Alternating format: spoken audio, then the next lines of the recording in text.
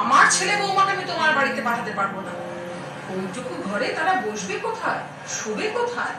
উনি আপনি চিন্তা করবেন না দিদি, ওদের দুজনকে পাঠিয়ে দেবেন। তোমরাই তো আমার চিন্তায় ফেলেছ। পুজোর আবার চিত হয়ে শোয়ার স্বাদ।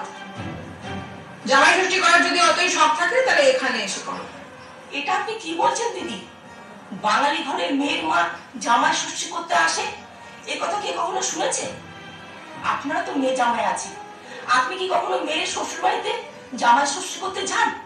কি বললে? আমার সাথে তোমার তুলনা? আমার বাড়ি বয়ে এসেছো আমায় অপমান করতে? এত সাহস তোমার হয় কি করে? না না দিদি, আমি অপমান করতে আসিনি, আমি শুধু আমার মেয়ে জামাইকে নেমন্তন্ন করতে এসেছি। মা কি হয়েছে?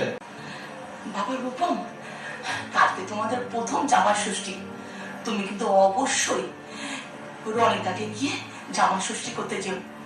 আমি কিন্তু পথ চেয়ে থাকবো বাবা। এ মা, ছি ছি, আপনি কি করছেন? মা হয়ে কি এরকম ছেলের কাছে হাত জোর করতে আছে? আমরা নিশ্চয়ই যাব, একদম যাব। আপনারা একটু বসুন, আমি বরং রনিতাকে ডাকি, ওনা আপনাদের দেখলে খুব খুশি হবে। না না, বৌমা এখন কাজ করছে, ব্যস্ত আছে, ও এখন আসতে পারবে না। তোমরা এখন যাও।